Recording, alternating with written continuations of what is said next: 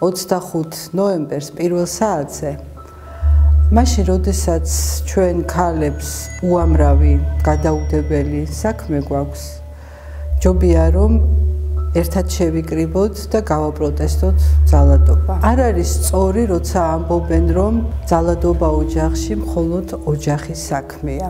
არ არის სწორი, როდესაც გონიათ, რომ მოძალადე უარს იტყვის ოდესმე ძალადობაზე. არ არის სწორი, როდესაც სჯერათ მოძალადის მონანიების პატიების სიტყვების, ცრემლებისაც კი.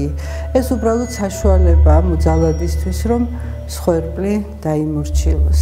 არ არის სწორი, როდესაც ჩვენ ქალები ვეგუებით და ვიტანთ საშინელ ფიზიკურ ტკივილს, ღალატს, დამცირებას, მუქარას და შანტაჟს და ამას ვაკეთებთ თითქოს და ჩვენი შვილებისთვის.